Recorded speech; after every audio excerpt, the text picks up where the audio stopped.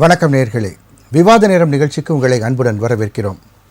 இன்று நாம் விவாதிக்கக்கூடிய தலைப்பானது ஒரே நாடு ஒரே தேர்தல் சட்ட மசோதா மக்களவையில் தாக்கல், கடும் எதிர்ப்பால் நாடாளுமன்ற கூட்டுக்குழுவுக்கு பரிந்துரை, நாடு முழுவதும் ஒரே நேரத்தில் தேர்தல் நடத்துவது சாத்தியமா, சர்வாதிகாரத்தை ஊக்குவித்து ஜனநாயகத்தை சீர்குலைக்குமா, எதிர்க்கட்சிகள் எழுப்பும் அச்சத்தை போக்குமா மத்திய அரசு என்ற தலைப்பில் தான் நாம் இன்று விவாதிக்க இருக்கிறோம். நமக்கு ஏற்கனவே தெரியும், இந்த ஒரே நாடு ஒரே தேர்தல் மசோதாவானது ராம்நாத் கோவிந்த் அவர்களுடைய தலைமையில் ஒரு உயர்மட்ட குழு அமைக்கப்பட்டு அது பல்வேறு ஆய்வுகளை மேற்கொண்டு அந்த குழு தாக்கல் செய்த அறிக்கையின் அடிப்படையில் அந்த மசோதாவானது உருவாக்கப்பட்டு இன்று தாக்கல் செய்யப்பட்டிருக்கிறது. நேற்றே அது தாக்கல் செய்வதாகவும் ஒரு பேச்சு இருந்தது. அதன் பிறகு அது நேற்று இல்லாமல் இன்று தாக்கல் செய்யப்பட்டது. காங்கிரஸ் கட்சிகள் போன்ற திமுக போன்ற எதிர்க்கட்சிகள் கடும் எதிர்ப்புகள் இன்று எழுப்பியது அவையில் நாம் பார்க்க முடிந்தது. அதாவது இந்த நாடாளுமன்ற கூட்டுக்குழுவுக்கு அந்த மசோதா தற்பொழுது மாற்றப்பட்டிருக்கிறது என்பதுதான் இப்பொழுது கிடைத்திருக்கக்கூடிய தகவலாக இருக்கிறது. அதாவது இந்த மசோதாவானது கிட்டத்தட்ட 2029 வாக்கில் நிறைவேற்றப்படும் என்பது போன்ற செய்திகளும் இருக்கிறது.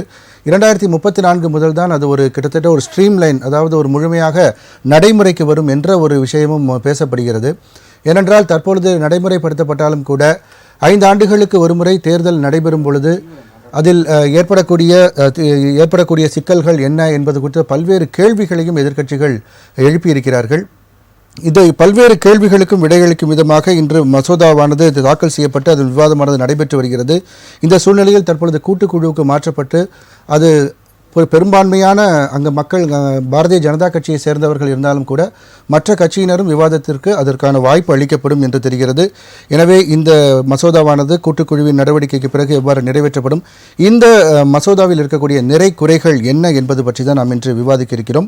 விவாதத்திற்கு செல்லும் முன் நமது விருந்தினர்களை வரவேற்போம். முதலாவதாக அரங்கில் நம்மோடு இணையும் பிஜேபியின் சிறுபான்மை பிரிவு தேசிய செயலாளர் திரு வேலூர் இப்ராஹிம் அவர்களை வரவேற்போம். வணக்கம். தமிழ்நாடு காங்கிரஸ் மாநில செய்தி தொடர்பாளர் திரு முருகையன் அவர்களை வரவேற்போம். வணக்கம். அரசியல் விமர்சகர் திரு குமணராஜா அவர்களை வரவேற்போம். வணக்கம். வணக்கம் சார். திரு வேலூர் இப்ராஹிம் சார், சொல்லுங்கள் சார், இந்த ஒரே நாடு ஒரே தேர்தல் மசோதா பற்றி உங்களுடைய முதல் சுற்று பார்வை. ஒரே நாடு ஒரே தேர்தல் என்கிற இந்த மசோதா பாரதிய ஜனதா கட்சி கொண்டு வந்தது என்பதற்காக ஒரு சில கட்சிகள் எதிர்த்தாலும் காங்கிரஸை பொறுத்த வரைக்கும் உள்ளூர அவர்கள் விரும்பக்கூடிய விஷயம்தான். ஏன்னா 1952 67 வரைக்கும் 4 பாராளுமன்ற தேர்தல்களை அவர்கள் எப்படி சந்திச்சாங்க? ஒரே நாடு ஒரே தேர்தல் என்று தான் சந்திச்சாங்க. அப்போ அவர்கள் எதை செய்தார்களோ கடந்த காலத்தில் அதைத்தான் பாரதிய ஜனதா கட்சி மீண்டும் கொண்டு வருகிறது. அப்போ செய்ததையே மீண்டும் கொண்டு வரும் பொழுது ஏன் எதிர்க்கிறார்கள்னா, நடுவில் கொஞ்சம் பக்கத்தை காணுன்ற மாதிரி நடுவில் எப்படி பல மாநிலங்களுக்கு பல நேரங்களில் தேர்தல் வந்தது, அப்போ அந்த தேர்தல்களினால் எவ்வளவு பொருளாதார செலவு இருக்குது, ஒவ்வொரு தேர்தல் ஒவ்வொரு மாநிலத்தில் நடத்தும் பொழுதும் மத்திய அரசினுடைய நலத்திட்டங்களை அறிவிப்பதோ அல்லது மாநில அரசின் நலத்திட்டங்களை கொண்டு போய் சேர்ப்பதோ ஏன் தாமதமாகிறது, அதனால் நாட்டின் வளர்ச்சி எங்கெல்லாம் தடைபடுகிறது, இதை பற்றி பேசாமல் நாங்கள் திடீர்னு இப்போ எதிர்க்கிறோம், புதிய ஞானோதயம் எங்களுக்கு பிறந்து விட்டது என்று காங்கிரசும் அதனுடைய கூட்டணி கட்சிகளாக இருக்கக்கூடியவர்களும் எதிர்ப்பது நாடாளுமன்ற மடத்தனமானது நான் பதிய வைக்கிறேன். ஏன்னா நான் காரணம் சொல்றேன். 1967 இன்றைக்கு 2024 வரை இந்த தேர்தல் பல தேர்தல்களாக மாறிப்போய் ஒரே தேர்தலாக இருந்தது. சின்னாபின்னமாக்கியதற்கு யார் காரணம்? இதே காங்கிரஸ் தான் காரணம். காங்கிரஸ் ஆட்சி காலத்தில் மட்டும்தான் 96 முறை சட்டமன்றங்களை கலைத்திருக்கிறார்கள் தங்களுடைய சுய ஆதாயத்திற்காக. இதுவரை அவருடைய 55 ஆண்டுகள் ஆட்சியில். விருந்தினர் வரவேற்று நம்ம தொடர்ந்து பேசலாம். இணையம் வழியாக நம்முடன் இணைகிறார் திமுகவின் சட்டத்துறை இணைச் செயலாளர் திரு வைத்தியலிங்கம் அவர்கள். அவரை வரவேற்கலாம். வணக்கம் சார். வணக்கம். தொடர்ந்து பேசுங்க. 96 முறை தங்களுடைய சுய ஆதாயத்திற்காக தாங்கள் விரும்பக்கூடியவர்கள் தான் ஒரு மாநிலத்தில் முதல்வராக இருக்கணும், அவர்கள் சுய அதிகாரத்தோடு அந்த மாநிலத்தின் நன்மைக்காக காங்கிரசினுடைய தவறான செயல் திட்டங்களை எதிர்த்து பேசினால் உடனடியாக கலைத்து விடுவார்கள். இன்றைக்கு எந்த திமுக காங்கிரசுக்கு ஆதரவளிக்கிறதோ அதே திமுகவையும் அதே ஆர்டிகல் 356 கொண்டு கலைத்த காங்கிரசுக்கு தான் கண்மூடித்தனமாக இன்றைக்கு திமுக ஆதரவளிக்கிறது. அப்ப அடிப்படையில் ஒரு உண்மையை புரிந்து கொள்ளணும். இந்த நடுவுல இவ்வளவு பிரச்சனைக்கும் காரணம் என்பது காங்கிரசினுடைய அடாவடித்தனமோ அரசியலில் அராஜக இப்போ வந்து நாடாளுமன்றத்துக்கும் சட்டமன்றங்களுக்கும் ஒரே நேரத்தில் தேர்தல், அதுல இந்த 100 நாள்ல உள்ளாட்சி தேர்தல் நடைபெற்றாலும் கூட இந்த தொங்கு சட்டமன்றமோ அல்லது வந்து சட்டமன்றத்தில் வந்து ஒரு மாநிலத்தில் அரசு கவிழ்ந்தாலோ என்ன நடவடிக்கை எடுக்கப்படும் அப்படின்ற ஒரு கேள்வி இருக்கு. அதற்கெல்லாம் தெளிவான பதில்கள் இல்லை அப்படின்னு தானே சொல்லப்படுது. அடிப்படையில் ஒரு அமெண்ட்மெண்ட்டை கொண்டு வரும் பொழுது, ஒரு செயல் திட்டத்தை கொண்டு வரும் பொழுது, அந்த செயல் திட்டத்தின் அடிப்படையில் கருத்தொற்றுமை உருவாக்கணும். அந்த கருத்தொற்றுமைக்காகத்தான் நாங்கள் அடிப்படையில் எல்லா கட்சிகளுக்குமே இதை தெரிவிச்சிருந்தோம். குறிப்பாக சொல்லணும்னா 62 கட்சிகள் இது சம்பந்தமாக கருத்து சொல்ல வேண்டும் என்று அதிகாரப்பூர்வமாக நாம அறிவிச்சிருந்தோம். நாம என்ன மத்திய அரசு, அதில் 47 கட்சிகள் பதிலளித்திருந்தது. அதுல 32 கட்சிகள் இந்த ஒரே நாடு ஒரே தேர்தல், ஒன் நேஷன் ஒன் எலெக்ஷன் என்பதை நாங்கள் ஆதரிக்கிறோம் என்று மெஜாரிட்டியாக 32 கட்சிகள் அறிவித்திருக்கிறது. 15 கட்சிகள் மட்டும்தான் எதிர்ப்பு தெரிவித்திருக்கிறது. இன்றைக்கு பாராளுமன்றத்தினுடைய ஓட்டெடுப்பில் கூட 269 பேர் இதை ஆதரித்திருக்கிறார்கள், 198 பேர் தான் எதிர்த்திருக்கிறார்கள். இப்ப அடிப்படையில் நாம் என்ன கேட்க வரோம்னா, பெரும்பாலான கட்சிகள் யாரெல்லாம் இந்தி கூட்டணியில் இருக்கிறார்களோ அவர்கள் கூட சில நேரங்களில் ஆதரவு நிலை எடுப்பார்கள் என்பதற்கு காரணம், ஒவ்வொரு மாநிலத்தினுடைய சுயாட்சி வேணும், பெடரலிசம், கூட்டாட்சி முறை என்றெல்லாம் எதை பேசுகிறார்களோ அதை பாதுகாக்கக்கூடியதே இந்த ஒன் நேஷன் ஒன் எலெக்ஷன் தான். அடிப்படையில் சொல்லணும்னா இப்ப என்டிஏ கூட்டணியிலே இல்லாத கட்சிகளும் ஆதரித்துக் கொண்டிருக்கிறது. உதாரணத்திற்கு ஒய்எஸ்ஆர் காங்கிரஸ், ஜெகன்மோகன் ரெட்டி அவர்கள் முன்னாள் முதல்வர் ஆந்திரா, அவர் இன்றைக்கு என்டிஏ கூட்டணியில கிடையாது. ஆனாலும் அவர் ஆதரிக்கிறார் இந்த ஒன் நேஷன் ஒன் எலெக்ஷன். இந்த கூட்டுக்குழுக்கு இந்த நம்பர் போதும் இருக்கட்டும், நிறைவேறணும்னா 2/3 நான் என்ன சொல்றேன், சட்டமன்றங்கள் 50% நிறைவேறணும், நடக்க வாய்ப்பே இல்லைன்னு காங்கிரஸ் சொல்றாங்க. அதாவது வெறும் காங்கிரஸ் அல்லது பாஜக எதிர்த்தால் நீங்க சொல்ற காரணம் மாநிலத்தினுடைய கூட்டாட்சி முறை பாதிக்கும் சொல்லலாம். என்டிஏ கூட்டணியில் இல்லாதவர்கள், சொல்ல போனால் என்டிஏ கூட்டணிக்கு எதிர்த்து நின்று அவர்கள் வாக்கு சேகரித்தவர்கள் தான் ஆந்திராவில் இருக்கக்கூடிய ஒய்எஸ்ஆர் உடைய கட்சி ஜெகன்மோகன் ரெட்டி அவர்கள் இருந்தார். அப்ப எதிர்த்து பாஜகவை நின்றவர்கள் கூட மாநிலத்தின் எந்த பாதிப்பும் இந்த ஒன் நேஷன் ஒன் எலெக்ஷனால வராது ஆதரவு தெரிவிக்கிறார். அதே மாதிரி பாத்தீங்கன்னா பகுஜன் சமாஜ் கட்சி பாஜகவுக்கு எதிராகத்தான் இருக்கிறது, என்டிஏ அலையன்ஸ்ல அவர்கள் கிடையாது. ஆனாலும் மாநிலத்தின் வளர்ச்சிக்கு கண்டிப்பாக ஒன் நேஷன் ஒன் எலெக்ஷன் வேண்டும் ஆதரிக்கிறார்கள். அதே மாதிரி பிஜு ஜனதா தளம் ஒடிசாவில் இருக்கிறது, நவீன் பட்நாயக் அவர்கள் எதிர்த்து தான் பாஜகவிற்கு எதிராக களமிறங்கினார் அந்த தேர்தலில். ஆனாலும் கூட ஒன் நேஷன் ஒன் எலெக்ஷன் என்பது பெடரலிசத்தை பாதிக்காது, நாங்கள் ஆதரவு தெரிவிக்கிறோம். ஏன் இங்க அதிமுக தமிழகத்தில் கூட ஒன் நேஷன் ஒன் எலெக்ஷனை ஆதரித்துத்தான் ஐயா இபிஎஸ் அவர்கள் அந்த கட்சியினுடைய பொதுச் செயலாளர் பேசியிருக்கிறார், ஆதரவு தெரிவித்திருக்கிறார். அப்போ என்டிஏ கூட்டணியில் இல்லை என்றாலும் மாநிலத்தின் சுயாட்சிக்கோ மாநிலத்தின் கூட்டாட்சிக்கோ இந்த ஒரே நாடு ஒரே தேர்தல் என்பது எந்த பங்கம் விளைவிக்காது என்பதை மாநில கட்சிகள் உணர்ந்து ஆதரவு தெரிவித்திருக்கிறார்கள் என்பதுதான் எங்களுடைய கூடுதல் பலம். கண்டிப்பா தொடர்ந்து பேசலாம் சார். திரு முருகன் சார், பிஜேபி கொண்டு வருகிறது அப்படின்றதுக்காக இந்த திட்டங்கள் எதிர்க்கப்படுகிறதா? ஏன்னா செலவு பெருமளவு குறைக்கப்படும் அப்படின்ற முக்கியமான ஒரு விஷயமா பார்க்குறாங்க. அது மட்டும் இல்லாமல் அமைச்சர்கள் எல்லாமே இடையில தேர்தல் வரும்போது அதை கான்சன்ட்ரேட் பண்ணுறாங்க, மக்களுடைய வளர்ச்சி திட்டங்களுக்கு கான்சன்ட்ரேட் பண்ண மாட்டேன்றாங்க அப்படின்ற ஒரு குற்றச்சாட்டு. இது எல்லாத்தையும் களைய விதமாக இந்த திட்டம் இருக்கு இல்லையா, இதையே நீங்கள் ஆதரிக்க மாட்டேன்றீங்க? சொன்னது மாதிரி இந்த ஒரே நாடு ஒரு தேர்தல் என்பது 52, 57, 62, 67 வரைக்கும் நடந்தது. அப்போ இந்தியா முழுவதும் சுதந்திரம் பெற்ற பிறகு காங்கிரஸ் பேர் இயக்கம் தான் இந்தியா முழுவதும் பலம் பொருந்திய ஒரு கட்சியாக இருந்தது. மாநில கட்சிகள் தான் இப்போ உருவாக்கப்படலை. அப்போ ஓரளவுக்கு எல்லா மாநிலத்திலும் காங்கிரஸ் ஆட்சி இருந்தது. 5 ஆண்டுக்கு ஒரு முறை தான் அது தேர்தல் நடத்துகிற மாதிரி நடைமுறை சாத்தியமாக இருந்தது. நடைமுறை சாத்தியம் இருந்ததுனால அந்த ஒரு 4 தேர்தல் அப்படியே நடந்தது.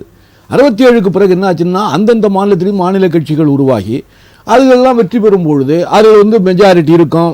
திடீரென்று ஒரு ஆண்டுகள் கழிச்சு பிறகு மைனாரிட்டி ஆகும். அது பலம் இழந்து போகும்போது அந்த ஆட்சி கலைக்கப்படும். நிறைய வாட்டி திமுகவே கலைச்சிருக்கு. அதான் இல்லைன்னு சொல்லியே அதுக்கு 1000 காரணம் இருக்கும். அது ஏன் கலைத்தார்கள், எப்படி கலைத்தார்கள் என்பதெல்லாம் இருக்கு. நம்மளே ஏன் கலைஞர் ஒரு ஆண்டுக்கு முன்னாலேயே கலைக்கலையா? என்ன காரணத்தை சொல்லி ஒரு ஆண்டுக்கு முன்னாலேயே கலைச்சிட்டு ஒன்றா பார்லிமெண்ட் தேர்தலோட நடத்துறதுக்கு வழி பண்ணார்ல. அப்ப அவர் நினைச்சாருன்னா ஒரு வருஷம் முன்னாலேயே 5 ஆண்டுக்கு போல 4 ஆண்டே எனக்கு போதும், நான் ஒரு ஆண்டு கலைச்சுக்கிறேன். அப்ப யாராலும் முடிவு எடுக்கலாமா? ஒரு மாநில முதலமைச்சர் நினைச்சாருன்னா 2 ஆண்டுல கலைச்சிட்டு ராஜினாமா பண்ணிட்டு மறுபடியும் தேர்தல் வைன்னு சொல்லலாமா? அது போல நடந்தது இல்ல. அதனால மாநில கட்சிகள் எல்லாம் வளர்ந்து விட்ட பின்னால் இப்போதைக்கு இது சாத்தியமா என்பதுதான் சொல்வதற்கு அழகாக இருக்கிறது. செலவு என்பதெல்லாம் பெரிய விஷயம் இல்ல. 0.3 என்ன 0.03% தான். நம்ம நாடு வந்து 48 லட்சம் கோடி நம்ம பட்ஜெட் போடுறோம். இதுல 5 ஆண்டுன்னு எவ்வளவு தெரியுங்களா? கிட்டத்தட்ட 250 லட்சம். சாத்தியம் இல்லையான்னு தான் ராஜ்நாத் சிங் தலைமையில ஒரு பெரிய ஆய்வறிக்கையை தாக்கல் பண்ணியிருக்காங்க. அதே மாதிரி டிஜிட்டல் இந்தியா வரும்போது சிதம்பரம் அவர்கள் நாடாளுமன்றத்தில் இதே மாதிரி தான் வந்து இதை கிண்டல் பண்ண விதமா பேசினாரு. இன்னைக்கு இந்தியா ஃபுல்லா இம்ப்ளிமெண்ட் ஆயிட்டு இருக்கு. சாதாரண கடைகளில் கூட அந்த ஜிபே அந்த மாதிரியான விஷயங்கள் எல்லாமே வந்து சார் அது வேறு இல்ல. முதல்ல இது சாத்தியமே இல்லைன்னு தானே சார். அப்ப இதுல ஒண்ணும் இல்ல. நீங்க மொரார்ஜி தேசாய் கவர்மெண்ட் 77 வந்து இல்ல 80ல போயிடுச்சு. 80ல அந்த ஆட்சி கவிழ்ந்ததுன்னு வச்சுங்க. அப்ப வந்து 28 மாநிலங்கள்லயும் ஆட்சி எல்லாம் கலைச்சிட்டு அந்த எம்பி தேர்தலோட 77 வச்சு 80 மறுபடியும் தேர்தல் வந்து இந்திரா காந்தி மீண்டும் ஆட்சிக்கு வந்தது இல்ல. அப்ப நம்ம 28 மாநிலங்களையும் ஆட்சியை காய்ச்சி விட்டு திருப்பி மாநிலத்துக்கு எல்லாம் மறுபடியும் தேர்தல் வைக்கலாமா? அப்ப செலவாகாதா இல்லையா? இப்போது எந்த ஆட்சியும் 5 ஆண்டுக்கு சொல்ல முடியாதுங்க. இப்ப கர்நாடகத்துல காங்கிரஸ் ஆட்சி இருந்தது. ஒரு 18 பேரை வந்து பிஜேபி விலை பேசி வாங்கி அவனை ராஜினாமா பண்ண வச்சு எங்க ஆட்சியை வீட்டுக்கு அனுப்பிச்சிட்டு என்ன மறுபடியும் அவங்க தேர்தலை வச்சு இடைத்தேர்தலை வச்சு அவங்க ஜெயிக்க வச்சு அவங்க பிஜேபி உங்களுக்கே நம்பிக்கை இல்லையா? இல்ல அதெல்லாம் இப்ப வந்து விலை பேசி வாங்குறது எத்தனை மாநிலத்தை வாங்கியிருக்காங்க பாருங்க. ஒரு எம்எல்ஏ கூட இல்லாம வந்து மாநிலங்கள்ல வந்து ஆட்சி அமைக்கலையா? அதனால அந்த காலத்துல அது இல்ல சார். காங்கிரஸ் மட்டும் தான் இருந்தது. பெரிய அதிகமாயிடுச்சு. ஆமா, காங்கிரஸ் பெரிய கட்சியா இருந்தது. அது வந்து யாரையும் விலை கொடுத்து வாங்க வேண்டிய அவசியம் இல்ல. அது வாங்குற அளவுக்கு வேற கட்சிகள் இல்ல, வேற கட்சி இல்ல. அதனால 5 ஆண்டு வந்து நிலையான ஆட்சியை அப்பொழுது கொடுத்தார்கள். சரி, அந்த 4 தேர்தலுக்கு. ஆனா இப்போது உள்ள சூழ்நிலை சிக்கல்கள் காரணமா சாத்தியமில்லைன்னு சொல்றது உங்களுடைய கருத்தா இருக்கு. நீங்க பார்லிமெண்ட் தேர்தலுக்கு வாஜ்பாய் கவர்மெண்ட் வந்து ஒரு 15 நாள்லயே போச்சு இல்லையா? அப்ப நம்ம வந்து 28 மாநிலங்களுக்கும் உடனே அது கலந்து போச்சு. இப்பதான் வந்தது மாநிலங்களுக்கெல்லாம் தேர்தல் வச்சு ஒரு 15 நாள்ல 20 நாள்ல மத்திய அரசாங்கம் கவுந்து போச்சு. அதுக்கு தேர்தல் வைக்கணும். அப்ப எல்லா மாநிலத்தையும் கலைச்சு தேர்தல் வைக்கிறதா? அப்ப அது தனியா வராதா? அதான் ஒரு ஆண்டுக்குள்ளேயே வந்து பார்லிமெண்ட்ல வந்து மெஜாரிட்டி இழந்துடுறாங்க. ஒரு ஆண்டுல கவுந்து போன கவர்மெண்ட்ல இருக்கு. அது மாதிரி கவுந்து போகும்போது பார்லிமெண்ட்டுக்கு தேர்தல் வைக்கும் போது அப்ப எல்லா சட்டமன்றத்தையும் கலைக்க சொல்றது என்ன ரைட்ஸ் இருக்கு? அவங்க எம்எல்ஏ கஷ்டப்பட்டு எம்எல்ஏ ஜெயிச்சு வந்திருப்பான். முதலமைச்சர் நிகழக்கூடிய ஒரு சில விஷயங்களுக்காக வந்து நம்ம இல்ல அது மாதிரி இல்லங்க. பல மாநிலங்கள்ல வந்து 2 ஆண்டுகள் இருக்கும் பொழுதே ஒரு ஆட்சி கவிழ்ந்து போகுதுன்னு வச்சுங்க. இவங்க என்ன சொல்லுவாங்க? ஒரே நாடு ஒரே தேர்தல் முறைப்படி நாங்கள் கவர்னர் ஆட்சியை 6 மாதத்துக்கு ஒரு திருப்பு பிரசிடென்ட் கையெழுத்து போட்டு இதை என்ன கேட்கிறேன், ராம்நாத் கோவிந்த் இதை வந்து யோசிச்சிருக்க மாட்டாரான்னு கேட்கிறேன். அது சொன்ன பாயிண்ட் இல்ல. அறிக்கைகள் தாக்கல் பண்ணிருக்காங்க 1000 பக்கம். ராம்நாத் கோவிந்த் இந்த நாட்டினுடைய ஜனாதிபதியா இருந்தவர். அவரை கொண்டு போய் ஒரு குழுவுக்கு தலைவரா போட்டதுங்கிறது என்ன தெரியல. போட்டோம், அதை பத்தி எல்லாம் ஒண்ணும் இல்ல. ஆனால் அவர் கொண்டு வந்திருக்க அந்த முறையெல்லாம் அதுதான் சொல்றேன். பார்லிமெண்ட்ல நம்ம கேட்கிற கேள்விக்கெல்லாம் பதில் சொல்லு. இப்ப நான் கேட்கிற கேள்வி பதில் சொல்லுங்க. 2 ஆண்டுகள்ல வந்து ஒரு மாநில அரசாங்கம் வந்து போச்சுன்னா 3 வருஷம் தேர்தல் நடத்துவீங்களா நடத்த மாட்டீங்களா? அதை சொல்லுங்க, கிளாரிட்டி கொடுங்க. அப்ப அந்த 3 ஆண்டுக்கு இல்ல இப்ப ஒரு ஆண்டு இருக்கும்போது ஆட்சிக்கு வந்துருதுங்க. கவர்னர் ஆட்சி நடத்துவீங்களா? ஒரு ஆண்டுக்காக வேண்டிய அந்த மாநிலம் பூரா தேர்தல் நடத்துவீங்களா? அப்ப செலவாகாதா? சரி, ஒரே நாடு ஒரே தேர்தல் சொல்றீங்க. அப்படி பார்க்கும் பொழுது நீங்க நடைமுறை சாத்தியமா இருக்கிறதா என்பது முக்கியமான கேள்வி. அது பல ஆட்சிகள் வந்து கவருது, மறுபடியும் வருது, எல்லாம் நடக்குது. அப்போது மறுபடியும் தேர்தல் நடத்த வேண்டிய கட்டாயத்துக்கு வந்துருவோம். இல்லைன்னா இந்த செலவை குறைப்பதாக சொல்லிவிட்டு ஓராண்டுக்கு ஒரு சட்டமன்றத்தில் நடத்த கொண்டிருக்கோம், 2 ஆண்டுக்கு ஒரு சட்டமன்றத்தில் நடத்த கொண்டிருக்கோம். திடீர்னு ஆட்சி கவிழும் போதெல்லாம் நீங்க கவர்னர் ஆட்சியை கொண்டு வருவதற்கான ஒரு முயற்சியாக நான் கருதுகிறேன். நீங்கள் வந்து எல்லாம் ஒரே தேர்தல் சர்வாதிகாரமா கொண்டு வர. ஆமா, நீங்க வந்து நீங்க கவுந்து போயிட்டயா போயா அப்படின்னு கவர்னரை உட்கார வச்சுட்டு மத்திய அரசாங்கம் தன் கையில் நீங்க அவங்க 4 வருஷத்துக்கு கவர்னர் தான் அடுத்த அந்த தேர்தல் வர வரைக்கும் என்ன முடிவு சொல்லுங்க. அப்ப மறுபடியும் தேர்தல் நடத்த மாட்டீங்களா? அதை சொல்லுங்க எனக்கு. கண்டிப்பா அதுக்கான அந்த மாதிரி கேள்விகள் எல்லாம் எழுதுறது சாத்தியக்கூறு குறைவாக இருக்கிறது முக்கியம். எனக்கு அது கொண்டு வரல. எங்களுக்கு மட்டும் என்ன பெரிய அர்த்தம் இருக்கு? இந்த நாட்டு மக்களுக்கு நன்மையை நினைக்கிறதா சார் காங்கிரஸ் வேலை. நாங்க வந்து தேசத்துக்கு சுதந்திரத்தை வாங்கி கொடுத்த கட்சி. நாங்க இந்த தேசத்துக்கு துரோகம் நினைக்க மாட்டோம். ஆனால் நாங்க கேட்கிற கேள்விகள் நீங்க ஆன்சர் பண்ணுங்க. நல்லது நடந்தா ஓகே. சரி, இப்போ வந்து செலவு அப்படின்னு பத்தி நம்ம பேசும்பொழுது இப்போ வந்து இந்தியா முழுக்க தேர்தல் நடந்தாலும் இவிஎம் மிஷின்ஸ் அதிகமா வாங்க வேண்டியிருக்கும். அதுக்கான செலவுகள் இருக்குன்றாங்க. 15 இயர்ஸ்க்கு ஒரு அதை மெயின்டெனன்ஸ் பண்ணணும். எல்லா செலவும் கிட்டத்தட்ட கூட்டி கழிச்சு பார்த்தா எல்லாம் சரியா தான் வரும் அப்படின்றதான் அவங்க கருத்தா இருக்கு. நீங்க உங்களுடைய கருத்து என்ன சார்? குமரராஜா சார். எண்ணி துணிக கருமம் துணிந்தவின் எண்ணுவோம் என்பது இழுக்கு. நமது அரசியலமைப்பு சட்டத்தில் உருபு 370 நீக்கினால் ஜம்மு காஷ்மீர் இந்தியாவை விட்டு சென்றுவிடும். நாடு பூராம் பற்றி எரியும், நாடு கொந்தளிக்கும், நாட்டிலே இருக்கின்ற எதுவும் சிறப்பாக எதுவுமே நடக்காது என்று பூச்சாண்டி காட்டியவர்கள் எல்லாம் இந்த உருபு 370 நீக்கரவு செய்யப்பட்டதற்கு பின்பாக எங்கே எதுவும் நடந்துடலை. ஒரு 10 ஆண்டுகளுக்கு முன்பாக ஒருவேளை பாரதிய ஜனதா கட்சி ஆட்சிக்கு வந்து விடுமானால் இங்கே சிறுபான்மை மக்களோ அல்லது கிறிஸ்தவ சமுதாயத்தை சேர்ந்தவர்களோ அல்லது வேறு சிறுபான்மையாக இருக்கின்ற ஒடுக்கப்பட்டவர்கள் இருக்கின்ற சாதாரண மக்களோ இங்கே நடமாட முடியாது, மிகப்பெரிய கொந்தளிப்பு வந்துவிடும், அவர்கள் கொன்று விடுவார்கள் என்று ஒரு பூதாகரமான விஷயத்தை சொன்னார். நமது பேரியக்கத்தினுடைய தோழர் ஐயா பெருமதிப்பிற்குரிய முருகையன் அவர்கள் வந்து அந்த காலத்தில் காங்கிரஸில் ஒரு கட்சி மட்டும்தான் இருந்தது, அதனால் ஒரே நாடு ஒரே தேர்தல் என்பதை நடத்துவதற்கு எந்த பிரச்சனையும் இல்லை. இன்றைக்கு 15 ஆண்டு காலமாக தொடர்ந்து பாரதிய ஜனதா கட்சி தான் வந்துட்டு இருக்குது மத்திய அரசில். காங்கிரஸ் இயக்கத்திற்கு 90 முறை கருக்கலைப்பு செய்த அந்த வரலாறு உண்டு. ஆனால் கடந்த 10 ஆண்டுகளில் 11 ஆண்டுகளில் ஒரே ஒரு மாநில அரசை கூட கலைக்கப்படவே இல்லை என்கின்ற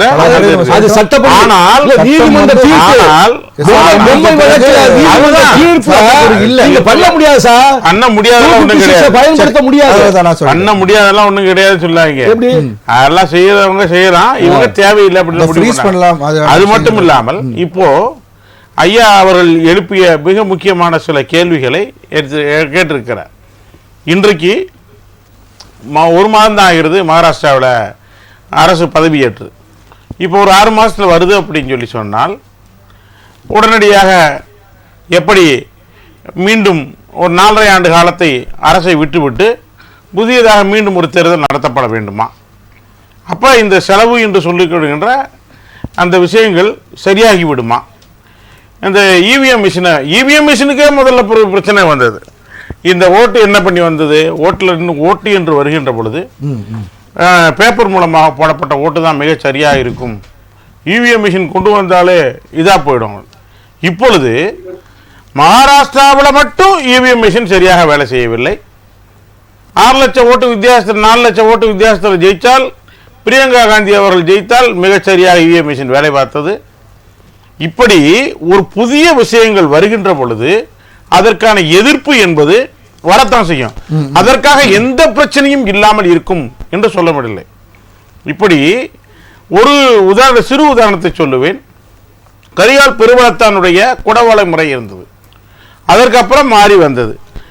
அதுக்கப்புறம் ஓட்டு போடுவதற்கே குறிப்பிட்ட நபர்களுக்கு மட்டும்தான் ஜமீனா இருக்கணும், சொத்து வச்சிருக்கணும், இவ்வளவு இது பண்ணி வச்சிருக்கணும், இவர் இருந்தால் தான் ஓட்டு போட முடியும் என்கின்ற ஒரு முறை வந்தது.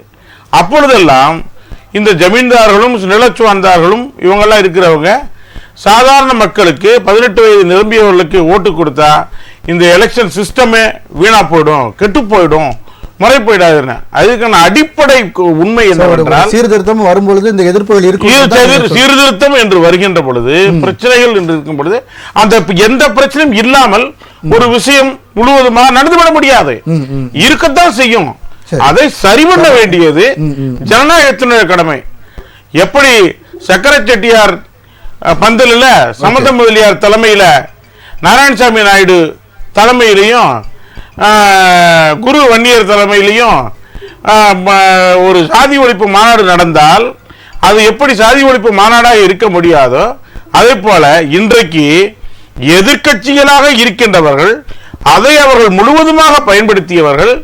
இந்திய கூட்டணிக்கு தலைமையேற்றிருக்கிற காங்கிரஸ் பேர் இயக்கம், அந்த இயக்கம் எதை பயன்படுத்தியதோ அதை மீண்டும் இவர்கள் கொண்டு வந்தால், இது கொண்டு வருவது மத்திய அரசு என்று அல்ல, பாரதிய ஜனதா கட்சி தலைமையிலே இருக்கின்ற அரசு என்பதற்காகத்தான் இதை எதிர்க்க வேண்டும் என்கின்ற இந்த அடிப்படை பிரச்சனைகள் வரத்தான் செய்யும். இந்த பிரச்சனைகளை நாளொரு மணி பொழுது வண்ணமாக காலம் செல்ல செல்ல சரியாக்கி விடலாம் என்பது தொடர்ந்து சின்னமான கருத்து. திரு வைத்தியலிங்கம் சார், திமுக கடுமையாக எதிர்க்கிறது இந்த ஒரே நாடு ஒரே தேர்தல் மசோதாவை, உங்களுடைய பார்வை?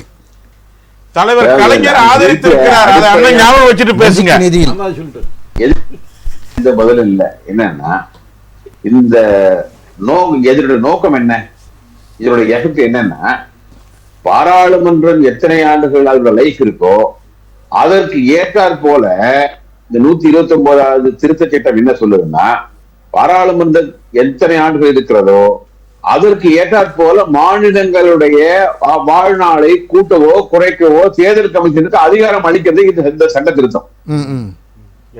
இது முதல் பில்லு. இரண்டாவது பில்லு வந்து யூனியன் டெரிட்டரிஸ் ஒன்றிய டெரிட்டரிஸுக்கு அளவுகோல்.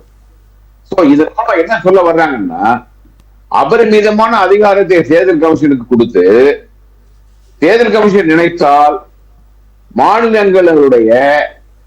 மாநில சட்டமன்றங்களுடைய ஆயுளை கூட்டவோ குறைக்கவோ முடியும். இதுதான் சட்டத்தினுடைய சாராம்சம். இதனால என்ன ஆகும் அப்படின்னா, பாராளுமன்ற நண்பர் முருகன் சுட்டி காமிச்சது மாதிரி 98-99 பாராளுமன்றத்தினுடைய லைஃபே வந்து ஒரு வருஷம் குறைஞ்சது. அப்ப என்ன பண்ண முடிஞ்சது? அது மாதிரி இப்ப இனிமே எதிர்காலத்துல வராதுங்கிறதுக்கு என்ன உத்தரவாதம்? இதே மோடி வந்து பெரும்பான்மை வேணும் நீதி போறாரா? மறுபடியும் இதே மாதிரி பிரச்சனை வந்துன்னு சொன்னா பாராளுமன்றத்தினுடைய ஆயுளோடு சட்டமன்றங்களோட ஆயுளை நீங்க குறைப்பீங்களா? அது எந்த வகையில நியாயம் என்பதுதான் அடிப்படை கேள்வி. அடிப்படைக்கு பதில் சொல்லாமல் அவ பாராளுமன்றத்துக்கு உட்பட்டதா சட்டமன்றங்கள் நல்லா கவனிக்கணும். பாராளுமன்றத்தினுடைய தன்மை வேறு, அதிகாரம் வேறு, சட்டமன்றங்களுடைய அதிகாரம் வேறு. இரண்டும் தனித்துவம் வாய்ந்தவை.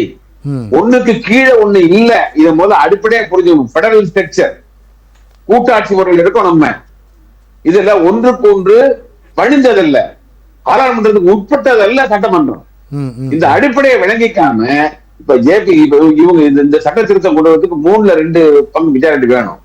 இது உங்களுக்கு இல்ல. இன்னைக்கே 20 எம்பிக்கள் போல பிஜேபி எம்பிஸ் வரல.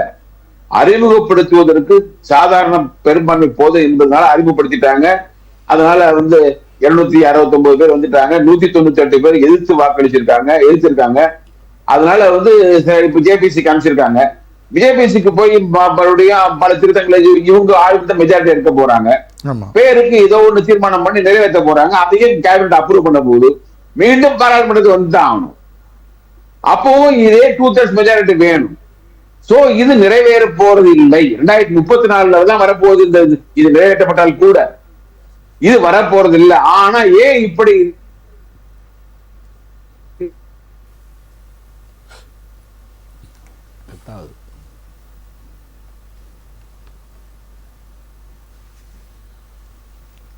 இணைப்பில் கொஞ்சம் சரி சார். திரு இப்ராஹிம் சார், பல்வேறு குற்றச்சாட்டுகள் மோடி அரசு பயன்படுத்துகிறது, அவ்வளவுதான். இதனால வந்து நடைமுறைக்கு ஒருபோதும் வரப்போறது இல்லை. ஒருபோதும் வர நீதிமன்றங்களை அனுமதிக்காது, சட்டமன்றங்களை அனுமதிக்காது, வாய்ப்பே கிடையாது. ஆனாலும் இது பிரச்சனையாக, அதாவது ஒரு பிரச்சனை இல்லாத ஒன்றை நாடே ஒரு பிரச்சனையை போல விவாதிப்பதற்கு பிஜேபி முன்வருகிறது என்று சொன்னால் மக்களுடைய கவனத்தை திசை திருப்பி உண்மையான பிரச்சனைகளில் இருந்து அவர்கள் மீண்டும் இந்த அரசை குறை சொல்வதிலிருந்து தற்காத்துக் கொள்வதற்காக ஒரு கேடயமாக இந்த தேவையில்லாத ஒருபோதும் அமலுக்கு வரவே முடியாத ஒன்றை இவர்கள் பிரச்சனை ஆக்குகிறார்கள். அவ்வளவுதான். சரி சார், தொடர்ந்து பேசலாம். அதனால இது வந்து தொடர்ந்து பேசலாம். பதில் நிறைய கேள்விகள் இருக்கு. அதுக்கான பதில வேலூர் இப்ராஹிம் அவர்கள்ட்ட வாங்கணும்.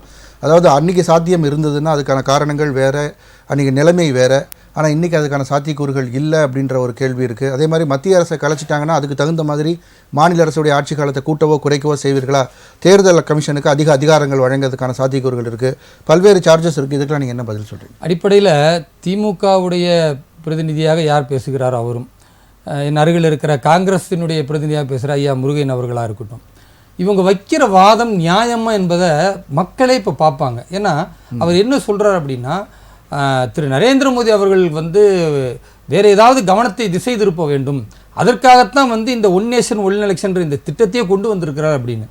அடிப்படையில் ஒரு தேர்தல் அடிப்படையாக கொண்ட பாராளுமன்றம் அரசியல் கட்டமைப்பில் தேர்தலுக்காக இதை செய்வாங்க அப்படின்னு சொன்னால் கூட ஒரு யூகிப்பதற்காவது நியாயம் இருக்கும். இன்றைக்கு ஏதாவது தேர்தல் நடக்குதா? கிடையாது. பாராளுமன்றத்துக்கு இப்போ தேர்தல் வரப்போதா? இன்னும் கிடையாது. இன்னும் 4 வருஷம் இருக்குது. அதே போன்று சரி, கடந்த தேர்தலில் ஏதோ ஒரு தோல்வி இருக்குது, அதை மறைப்பதற்காக செய்யலாம் அப்படின்னாவது இவங்க வாதம் வைக்க முடியுமா? ஹரியானாவில் முதல்ல நாங்கள் ஒரு சுயமான ஆட்சியாக முழு பெரும்பான்மை கிடையாது. ஆனால் இன்றைக்கு ஹரியானாவில் பெரும்பான்மை ஆட்சி அமைச்சிருக்கிறோம். ஒரு மாதத்திற்கு முன்னால மகாராஷ்டிரா மாநிலத்தில் பெரும்பான்மை இல்லாமல் இருந்தது. இன்றைக்கு பாரதிய ஜனதா கட்சியே தனி பெரும்பான்மையாக இருக்கிறது. இருந்தாலும் எங்களுடைய கூட்டணியோட பிரம்மாண்டமான ஆட்சி அமைச்சதுனால நாங்கள் நேரத்தை விவசாயிகள் பிரச்சனையோ டெல்லியை நோக்கி அவர்களுடைய பேரணியோ கடந்த 6-8 ஆண்டுகளாக இதே நடந்து கொண்டிருக்கிறது. இது புது விஷயம் கிடையாது. புதிதாக திசை திருப்புவதற்கு எந்த ஒரு பிரச்சனையும் இங்கே நரேந்திர மோடி தலைமையிலான என்டிஏ கூட்டணிக்கோ அல்லது மத்திய அரசுக்கு கிடையாது என்பதை முதல்ல திமுக புரியணும். இரண்டாவது, இந்த ஒரே நாடு ஒரே தேர்தலுடைய இந்த அடிப்படையை இன்றைக்கு கடுமையாக திமுக எதிர்க்கிறது. ஆனால் அவர்கள் மறந்து விட்டார்கள், டாக்டர் கலைஞர் அவர்கள் இதை முழுமையாக ஆதரித்திருக்கிறார். எந்த அளவுக்கு ஆதரித்திருக்கிறார்னா, இந்த ஒரே நாடு ஒரே தேர்தல் என்பதுதான் இந்த தேசத்தை முன்னேற்றும் என்பது அவருடைய கருத்து. எந்த அளவுக்கு இன்றைக்கு ஐயா ஸ்டாலின் தன்னுடைய தந்தையாருக்கே மாறு செய்கிறார் என்றால், திரு கலைஞர் அவர்கள் ஆட்சி செய்யும் பொழுது மத்திய அரசு என்று சொன்னார். ஆனா இன்னைக்கு புதுசா ஒன்றிய அரசு எப்படி மாறுபடுகிறாரோ அதே மாதிரிதான் தந்தைக்கு ஏற்ப தனையன் இல்லாமல் தந்தையுடைய கருத்துக்கு எதிராக ஒரே நாடு ஒரே தேர்தல் என்பதை கலைஞர் அவர்கள் எதை சொன்னாரோ அதற்கு எதிராகத்தான் இன்றைக்கு ஐயா ஸ்டாலின் அவர்களும் திமுகவும் பேசிக்கிருக்காங்க. அது அடிப்படை ஆதாரம் இல்லை. அதே மாதிரி காங்கிரஸ் தான் ஒரே கட்சியா இருந்தது, வேறு கட்சியே கிடையாது. அதனால அங்க ஒரே நாடு ஒரே தேர்தல் சரியா இருந்தது. புதிய கட்சி வந்ததுனால அது பிரச்சனையை அறிச்சுன்றாங்க. திரும்பவும் சொல்றேன், புதிய கட்சி வந்ததால் அங்கு பிரச்சனை கிடையாது. புதிய கட்சிகளாக காங்கிரஸ் உடைய ஊழலை மக்களுக்கு தெளிவுபடுத்தி ஒவ்வொரு மாநிலத்திலும் காங்கிரஸ் அல்லாத பிற மாநில கட்சிகள் தலையெடுக்கும் பொழுது இங்கே காங்கிரஸ் இல்லாத திமுக, அதே போல காங்கிரஸ் இல்லாத ஆந்திராவில் இப்படி எல்லா இடங்களிலும் உருவெடுக்கும் பொழுது இவர்களுக்கு நெருக்கடி வருது. இவர்களுடைய நெருக்கடி, இவருடைய அராஜக போக்கினால் ஆட்சியை கலைத்தார்கள். அதனாலதான் திரும்ப திரும்ப தேர்தல் வந்தது என்பது இரண்டாவது.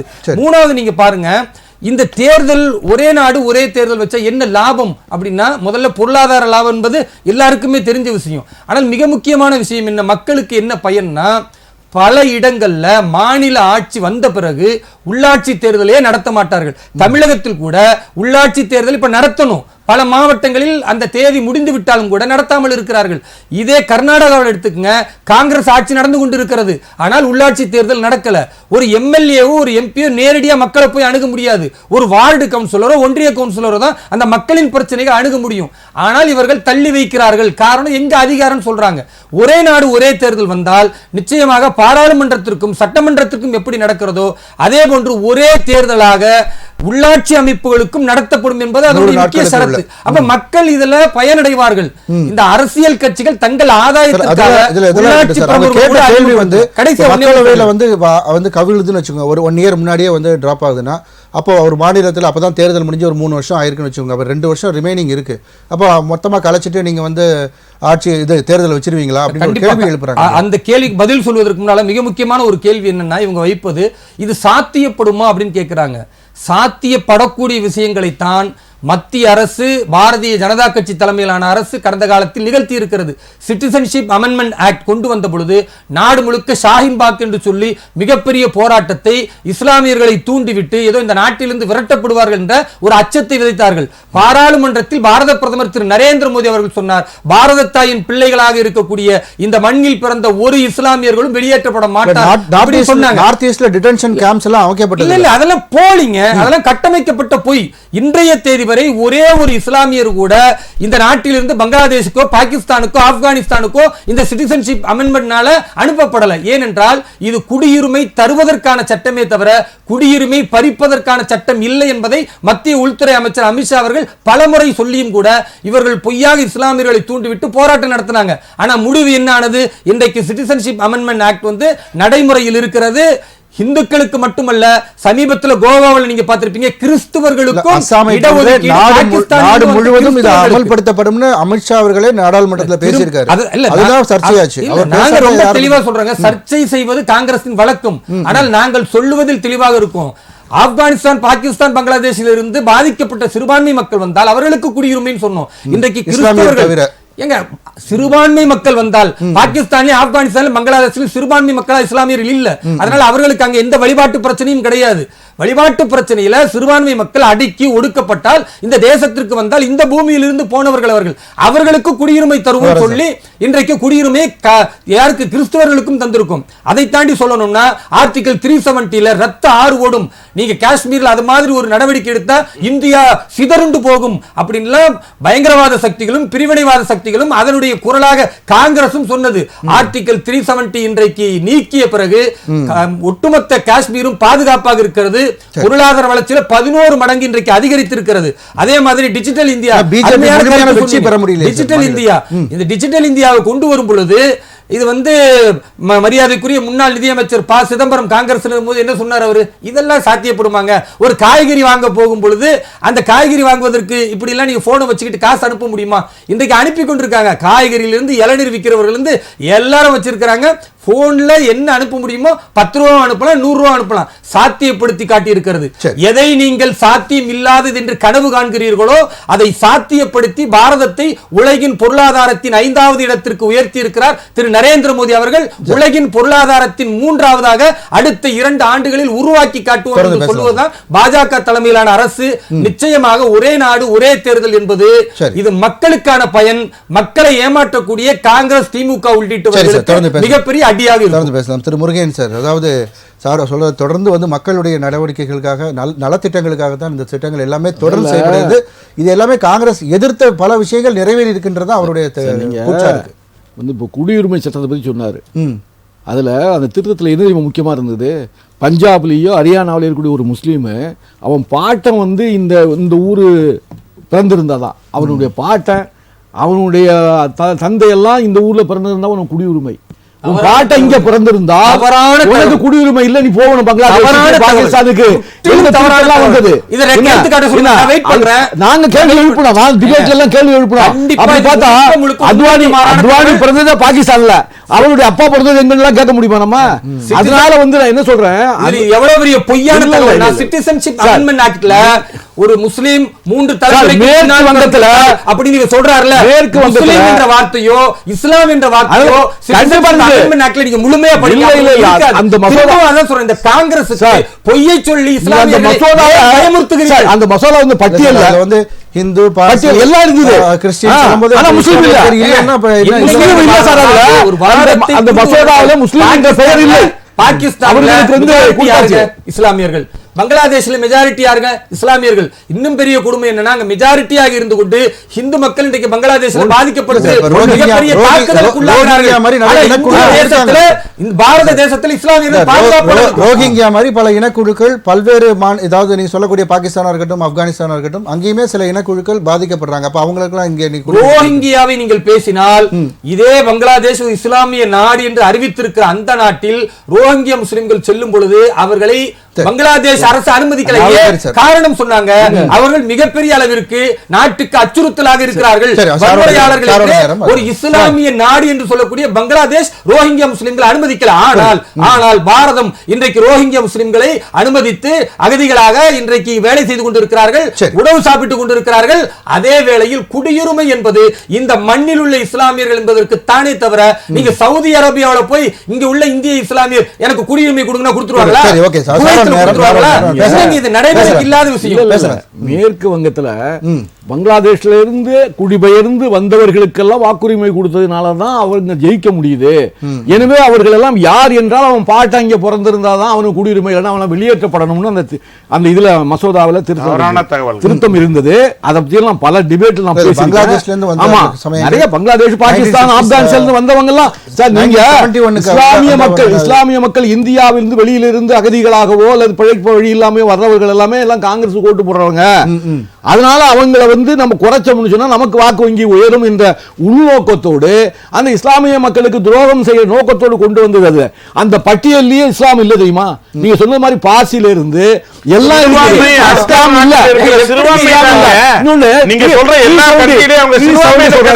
இந்த 370 பத்தி பெருசா பேசுறாரு இல்லையா?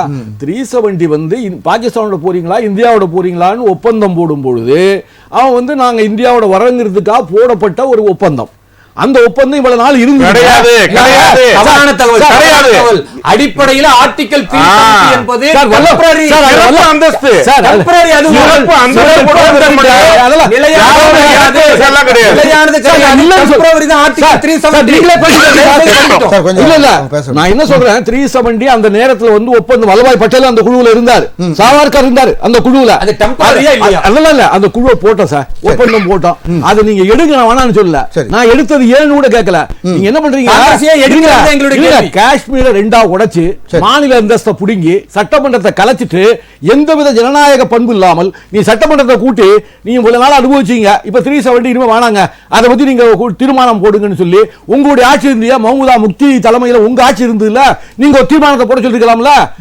நீங்க 370 எதுக்குறோம், 370 வேண்டாம் என்று நாங்க தீர்மானம் போடுறோம்னு சட்டமன்றத்தில் ஜனநாயக முறைப்படி தீர்மானத்தை போட்டு அதை நீங்க பார்லிமெண்ட்ல வச்சு பாஸ் பண்ணி பார்லிமெண்ட்ல விவாதத்துக்கு உள்ளாக்கி 370 நீக்கி இருந்தா எங்களுக்கு ஒன்றும் ஆட்சேபனை இல்லைங்க. நீங்க சர்வாதிகார அடிப்படையில் ஒரு மாநிலத்தை மாநில அந்தஸ்து இல்லாமல் பிரித்து அதை வந்து சின்னாபின்னமாக்கி அதுல வந்து பாருங்க, நீ சின்னாபின்னமாக்கிட்டு நீங்க வந்து என்னென்ன பண்ண முடியுமோ அவ்வளவும் பண்ணீங்கல்ல. நீங்க சர்வாதிகார அடிப்படையில் யாரும் இங்க பார்லிமெண்ட்ல விவாதிக்காம 370 நீங்க கொண்டு வந்ததுதான் தப்புங்கிறோம். நீங்க ஜனநாயக அடிப்படையில் மாநில ஆட்சியினுடைய அங்கீகாரத்தோடு அவங்க அனுமதியோடு அவங்களுடைய அந்த நீங்க பேசுங்க. உங்க தரப்புல நியாயம் வருதுன்னா அதை நீங்க சட்டமன்றத்தில் உங்களுக்கு மெஜாரிட்டி இருந்ததுல, நீங்க இருந்தீங்கல்ல கூட்டணியில, முத்தியோட கூட்டணி இருக்கும் போது ஏன் தீர்மானத்தை உங்களால் கொண்டு வர முடியல? அதனால இதெல்லாம் வந்து இப்போ ஒரு நிமிஷம் வரேன் சார், குமரராஜா சார். அதாவது இப்போ சார் சொல்லக்கூடிய முக்கியமான பாயிண்ட் என்னன்னா, இப்போ சர்வாதிகாரத்தை நோக்கி தான் பயணமா தான் இருக்கு இந்த தேர்தல் அப்படின்றது தான் முக்கிய. இவங்களுக்கு மத்திய அரசின் மீது குற்றம் சுமத்துவதற்கு உரிய ஏதாவது ஒரு காரணம் இவங்களுக்கு கிடைக்கல. நிறைய இருக்கு. இது 2 நிமிஷம் நீங்க சொன்னது மாதிரி ஒரு காரணம் அதானி பிரச்சனை, மணிப்பூர் பிரச்சனை, விவசாயிகள் பிரச்சனை, இவ்வளவு பிரச்சனையும் நம்ம பேசிட்டு இருக்கோம்.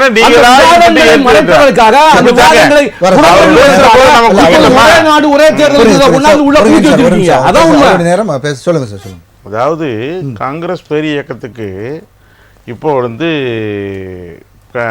பதவி அதிகார பசியில அலைஞ்சிட்டு இருக்கிறாங்க. ரொம்ப நாளாகி போச்சு. ஒரு 60 வருஷமாக என்ஜாய் பண்ணிட்டு இருந்த அந்த பதவியினுடைய சுகத்தை, பதவியினுடைய இது கிடைக்கல அப்படின்றதுக்காகவே தொடர்ந்து ஏதாவது இப்போ தான் இந்த தேர்தலில் தான் மக்கள் வந்து அவர் எதிர்கட்சியாகவே அங்கீகரித்திருக்கிறார்கள். எதிர்கட்சியாக வந்திருக்கிறீங்க, பேசுகிறீங்க, பாராளுமன்றத்தில் பேசணுமா இல்லையா? பாராளுமன்றத்தில் நீங்கள் எல்லாத்தையும் டிஸ்கஷன் எல்லாம் சொல்கிறேன். முழுக்க இந்த சோத்துல பூசணிக்காயை மறைக்கிற கதையாக நேரடியாக என்ன சொல்கிறாரு, எந்த டிஸ்கஷனும் இல்லாமல் 370 வந்து நேராக கொண்டு வந்து நடத்திட்டாங்க. சர்வாதிகாரம், இந்த சனாதானம், இந்த வார்த்தையெல்லாம் எங்கிருந்தா இவங்க கண்டுபிடிக்கிறாங்கன்னு தெரியல. இவங்களுக்கு தெரிஞ்சதெல்லாம் ஒரே வார்த்தை, இதை சொல்லிட்டேன்னா போதும். ஒன்று மதசார்பான ஒரு நடவடிக்கை, இதை தான் சொல்லுது. இந்த இஸ்லாமியர்களை இப்படி பண்ணி விடுவார்கள், இஸ்லாமியர்கள் மீது இது பண்ணி சொல்றது. ஒரே நைட் இல்லங்க, நீங்க சொன்ன மாதிரி டிமானிட்டைசேஷன் மூலமாக பொதுத்தளத்தில் அறிவிக்கப்பட்ட அந்த நன்மை நடக்காமல் இருந்திருக்கலாம். நான் கூட அதை ஏற்றுக்கொள்கிறேன். ஆனால் அதே நேரத்தில் தீவிரவாத இயக்கங்களிடம் இருந்த இந்திய ரூபாயினுடைய 1000 ரூபாய் நோட்டுகள் முனைத்தும் மோடி அவர்கள் 2014 எப்படி அனௌன்ஸ் பண்ணாரோ அது வெறும் காகிதமாக பல கண்டெய்னர்களை கொண்டு வந்து கோடி கோடியாக முழுவதும் ஒழிக்கப்பட்டு விட்டது. கருப்பு பணம் முழுவதும் ஒழிக்கப்பட்டது. என்ன எப்படி நடக்குமாங்க? தீவிரவாத நடவடிக்கை கட்டுப்படுத்தப்பட்டது. தீவிரவாத நடவடிக்கை முழுக்க கட்டுப்படுத்தப்பட்டது. அன்றைக்கு இருந்த தீவிரவாத நடவடிக்கைகளுக்கும் இன்றைக்கு இருக்கின்ற தீவிரவாத நடவடிக்கையும் இது பண்றாச்சு. இந்த சோகால்டு என்ஜிஓன்னு சொல்லி சொல்றோம் இல்லையா, அவங்களுக்கு எல்லாத்தையும் பணம் பண்ணது முழுக்க தீவிரவாத இயக்கங்கள் மூலமாக வேறு வழியாக வந்து கொண்டிருந்தது. அது அனைத்திற்குமாக முழுவதுமாக முழுக்க ஒழுகப்பட்டிருந்ததை முழுவதுமாக வைத்து அடைத்து விட்டார்கள். இந்த மாதிரி இவர்கள் தேவையில்லாமல் செய்கின்ற அனைத்து காரியங்களையும் இவர்கள் செய்கின்ற காரணத்தினால எந்த விதமான அடிப்படை உரிமைகளை பாதிக்கப்படுகின்ற விஷயங்கள் இல்லாமல் இருக்கின்றத காரணம் தேடி அலைகிறார்கள். பாராளுமன்றத்தை பேச வாங்கன்னா பாராளுமன்றத்தை முடக்கிறது, நடக்க விடுறது இல்ல, இதே வேலையை வச்சிருக்கிறாங்க. இவங்களுக்கு சொல்லுவதற்கு குற்றம் சொல்வதற்கும் சரி சார், ஓகே. உண்மையான விஷயங்களை எடுத்து சொல்வதற்கு இவருடைய எந்த விதமான தொடர்ந்து பேச- அடிப்படை ஆதாரங்கள் இல்லை. பார்லிமெண்ட்ல பேச விட்டதானங்க. நீங்க எங்க பேசுறீங்க? பல முறை எழுப்பப்பட்ட கேள்விகள் தான். இப்பொழுது புதுச்சேரி சேர்ந்து 40 எம்பிக்கள் இருக்கிறார்கள். ஆனால் அவங்க வந்து தமிழ்நாடு பிரச்சனைகளை பேசாமல் இதுபோன்ற வெளிநடப்பு அமளி இதில் ஈடுபடுகிறார்கள் என்ற ஒரு குற்றச்சாட்டும் இருக்கிறது. அது மட்டுமல்லாமல் இந்த கூட்டுக்குழுவுக்கு பிறகு இந்த மசோதா எதை நோக்கி செல்லும், அதை பற்றி உங்களுடைய கருத்து சொல்லுங்க. அதாவது இப்ப கூட்டுக்குழுவுக்கு போறதுனாலயே இது வந்து அரசாங்கம் ஏத்துக்கு போதுங்கிறது இல்ல. பல கூட்டுக்குழு பார்த்துட்டோம். இத வந்து ஒன்றிய அரசு என்ன தீர்மானிக்குதோ, ஆளுங்கட்சி என்ன தீர்மானிக்குதோ அதைத்தான் கூட்டுக்குழு சொல்ல போகிறது. அதை மீண்டும் விவாதத்துக்கு இதே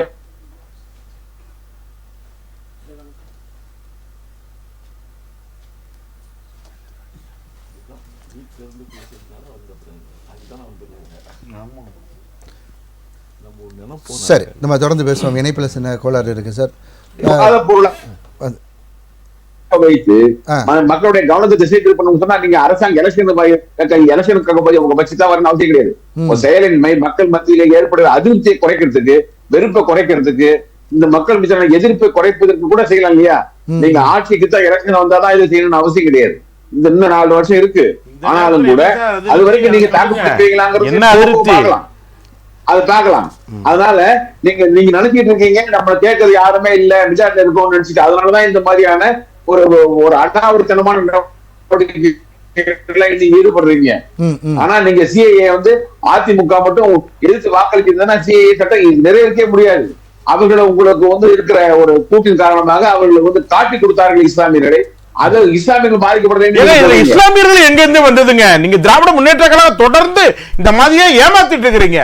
தொடர்ந்து எங்க இருந்து இஸ்லாமியர்களுக்கு வந்தது? நேத்துல பேசுறாங்க மனிதர்கள் மக்கள் குமரராஜா சார் கொஞ்சம் citizen amendment act. Kumararaja sir கொஞ்சம் சிட்டிசன் இஸ்லாமியர் ஆக்ட் பேச ஒண்ணும் கேட்காது அவங்க. சொல்லுங்க. அது ஒரு மலை, அது ஒரு சிறை பிடிக்கப்பட்ட மலை. அதற்குள் இருந்தால் மட்டும்தான் நீங்கள் பண்ண முடியும். காங்கிரஸ் இன்னைக்கு பிஜேபிய நேருவையும் காங்கிரஸையும் திட்டாம பேச சொல்லுங்க பாப்போம். அவங்களுக்கு எதுவுமே கிடையாது. அதாவது காங்கிரஸ் ஏதோ இன்னைக்கு அந்த கால காந்தி காங்கிரஸ் வேற, அதுக்கப்புறம் லால் பகதூர் இந்திரா காங்கிரஸ் வேற, அதுக்கப்புறம் இன்னைக்கு இருக்கிறது கார்கே ராகுல் காந்தி காங்கிரஸ். இதுதான் நீங்க கணக்குல எடுத்துக்கணும். ஆனா இன்னைக்கு அப்ப பிஜேபி மட்டும் என்ன, இன்னைக்கு மோடி இருக்கிற காங்கிரஸும் மோடி இருக்கிற பிஜேபியும் வாஜ்பாய் பிஜேபியும் சியாம பிரசாத் முகர்ஜி ஒன்னா? அப்படி இல்ல. காலகட்டத்துக்கு ஏத்தாற் போல அந்த கட்சியை யாரும் வலிமையுடன் தந்த வழி நடத்துகிறார்களோ அவர்களுடைய இயல்புதான் கட்சியை பிரதிபலிக்கிறது. அதனால நீங்க RSS அஜெண்டாங்கிறது உங்களால மாற்றவே முடியாது. அது யார், அது இந்திராணி மாதிரி யார் இந்திரராக இருந்தாலும் யார் முகமாக இருந்தாலும் அவர்கள் தான் RSS தான். சரி வைத்தியலிங்கம் சார், உங்க நிறைவு கருத்தை சேர்த்து பதிவு பண்ணிருங்க.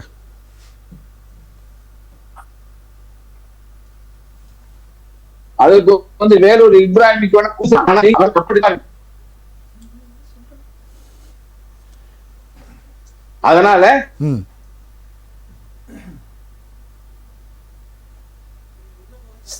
சரி சார், நான் மறுபடியும் வரேன் உங்ககிட்ட. சார் உங்களுடைய நிறைவு கருத்தை நீங்கள் பதிவு. உப்பு சப்பு இல்லாத வாதத்தை தான் திமுகவும் காங்கிரஸும் திரும்ப திரும்ப பேசுகிறாங்க. ஒன்று திசை மாற்றுவதற்காக, அவர்களுடைய நெருக்கடியிலிருந்து தப்பிப்பதற்காகத்தான் இந்த ஒன் நேஷன் ஒன் எலெக்ஷனை கொண்டு வந்தாங்கன்னு. அது தவறானது. இவருடைய சிந்தனையே கோளாறாக இருக்குன்றதை என்னுடைய முதல் வாதத்திலேயே எடுத்து வச்சுட்டேன். இரண்டாவதாக இவங்க சொல்கிற வாதம் என்ன அப்படின்னு பார்த்தீங்கன்னா, நாங்கள் வந்து சர்வாதிகாரத்தை செய்வோம் அப்படின்னு. என்றைக்குமே பாரதிய ஜனதா கட்சி சர்வாதிகாரத்தை செய்யாது, சட்டத்தின் அடிப்படையில் தான் செய்யும். ராமஜென்ம பூமியில் இஸ்லாமியர்களுக்கும் பெரும்பான்மை இந்த நாட்டில் உள்ள இந்துக்களுக்கும் பிரச்சனை என்றாலும் சட்டம் உச்சநீதிமன்றம் என்ன தீர்ப்பு சொல்லுகிறதோ அதற்கு கட்டுப்படுவோம் என்று சொன்னதுதான் RSSம் பாரதிய ஜனதா கட்சியும். அதனால சர்வாதிகாரத்துக்கு எங்கள் கட்சியில் வேலையே கிடையாது. நாங்கள் அனைத்து மதங்களையும் சமமாக மதிக்கக்கூடியவர்கள். நிறைவான கருத்து என்னன்னா, ஒன் நேஷன் ஒன் எலெக்ஷன் என்பது 2029க்கு பிறகுதான் ஸ்டார்ட் ஆக போகுது. அப்ப அதற்கு முன்னால் எல்லாருடைய கருத்துக்களையும் கேட்க வேண்டும் என்ற அடிப்படையில், குறிப்பா சொல்லணும்னா இன்றைக்கு திமுகவுடைய பாராளுமன்ற உறுப்பினர் திரு TR பாலு உள்ளிட்டவர்கள் வெளிப்படையாக கோரிக்கை வச்சாங்க, எங்களுக்கு ஜாயிண்ட் பார்லிமெண்டரி கமிட்டிக்கு போங்க, எங்களுக்கு அதுல வாய்ப்பு கொடுங்கன்னு அவர்கள் கோரிக்கை வைத்த உடனேயே மத்திய உள்துறை அமைச்சர் அமித்ஷா அவர்கள் அந்த கேள்வி நேரத்தில் உடனடியாக எழுந்து சட்டத்துறை அமைச்சர்கிட்ட சொல்றாரு, இதை நீங்க பரிசீலிங்க. அதனால் அப்படி பரிசீலிக்கப்பட்டு இன்றைக்கு ஜாயிண்ட் பார்லிமெண்டரி கமிட்டிக்கு திமுகவுடைய எதிர்க்கட்சிகளுடைய கோரிக்கை ஜனநாயக ரீதியாக ஏற்று மத்திய அரசு இன்றைக்கு அமைத்திருக்கிறது. திரும்பவும் சொல்றோம், எந்த சட்டத்தை பாரதிய ஜனதா கட்சி கொண்டு வந்தாலும் அது காங்கிரஸ் திமுகவுக்கு எதிராக இருக்கலாம், மக்களுக்கு நலனாக இருக்கும். 140 பாரதிய ஜனதா கட்சி என்ற கிடைக்குமா, இந்த இது நிறைவேறுமா? நிச்சயம் நிறைவேறும். அதை வெற்றி பெறக்கூடிய சாத்தியக்கூறுகளை பாரதிய ஜனதா கட்சி பார்க்கலாம் சார். உங்களோட நிறைவு இப்ராஹிம் சார் சொல்றது மாதிரி ஒரு கால் அது வெற்றி பெற்று நடைமுறைக்கு வருதுங்க. அப்புறம் தான் தெரியும் அதனுடைய என்னென்ன பிரச்சனை இருக்குங்கிறது. அப்புறம் தான் தெரியும். இப்ப பதில் சொல்ல மாட்டாங்க. நீங்க இஸ்லாமியர்களும் சிறுபான்மை மக்கள் பிஜேபி ஆட்சியில ரொம்ப பாதுகாப்பா இருக்கிறதா சொல்றாரு. ஒரு மனிதன் எதை சாப்பிட வேண்டும் எதை சாப்பிடக்கூடாதுன்னு அவனும் முடிவெடுக்கிறதுக்கு அவனுக்கு அதிகாரம் இருக்கு. மாட்டுக்கறி வைத்திருந்தால் பிடிச்ச அவனை அடிச்சு கொன்னவனுக்கு மாலை போட்டு வரவேற்கிறாங்க. அதுதான் பாதுகாப்பா? மணிப்பூர்ல நூற்றுக்கணக்கான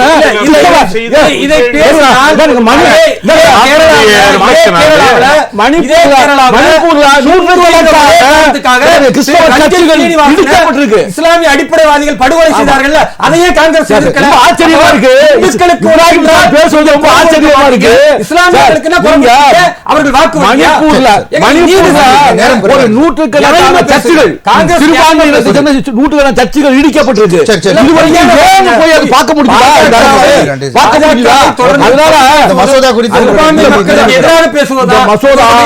மசோதா நிச்சயமாக 2 மடங்கு ஆதரவு என்பது கிடைக்க போவதில்லை. நீங்க மாநிலங்களிலும் அது 50% அது போனோம். இந்த ஆதரவு எல்லாம் கிடைத்து வந்தால் பெரிய விஷயம். அப்படி வந்தா அதுல உள்ள சிக்கல் எல்லாம் இந்த நாடு சந்திக்க கொண்டிருக்கும். சரி சார், நன்றி சார். புதிய திட்டங்கள் எதுவாக வந்தாலும் நிறை குறைகள் இருக்கத்தான் செய்யும். அவை நடைமுறைப்படுத்துகின்ற பொழுது ஏற்படுகின்ற குறைகளை சரி செய்து கொள்ளலாம் என்பது எல்லா சட்டத்திலும் உண்டு. அது இந்த ஒரே நாடு ஒரே தேர்தல் என்கின்ற இந்த மசோதாவிற்கும் அது பொருந்தும். நன்றி சார். சார் வைத்தியலிங்கம் சார், இப்ப சொல்லுங்க சார், உங்க நிறைவு கருத்து ஒரே வரியில நிறைவு செய்யுங்க சார். நேரம் ரொம்ப கம்மியா இருக்கு. நிச்சயமாக இது நிறைவேற போறதே இல்லை. இவர்கள் கணா கண்டு கொண்டிருக்கிறார்கள். அந்த வாய்ப்பு இவர்களுக்கு கிடைக்காது. 2024 இந்த ஜேபிசியில வருதோ இல்லையே, இவர்கள் ஆட்சி 2029 நீடித்தால் அது பார்க்கலாம். ஆனால் ஒன்று உறுதி, மாநில கட்சிகள் வளர்ந்து வருகின்றன. தேசிய கட்சி ஆக இருந்த காங்கிரஸ் இன்றைக்கு மாறி இருக்கிறது. அதை கவனத்தில் எடுத்துக் கொள்ளாமல் பழைய காங்கிரஸ் இந்திரா காந்தியை மட்டும் பேசுவதன் மூலமாக இவர் மத்தியிலே பிஜேபி செல்வாக்கு பட்டுவிட முடியாது. மக்கள் பாஜகவுக்கு எதிரான மனநிலையில் இருக்கிறார்கள் என்பது தெரிந்து கொண்டு இவர்கள் காங்கிரஸை பழைய காங்கிரஸ் திட்டுவதன் மூலமாக தங்களை உயர்த்திக் கொள்ள நினைக்கிறார்கள். மக்கள் மன்றத்திலே அது ஒருபோதும் நிறைவேறும். நன்றி சார். நன்றி நன்றி. நம்முடன் விவாதத்தில் பங்கு பெற்ற விருந்தினர்கள் அனைவருக்கும் நன்றி. மீண்டும் ஒரு விவாத நேரம் நிகழ்ச்சியில் சந்திப்போம் நேயர்களே. நன்றி, வணக்கம்.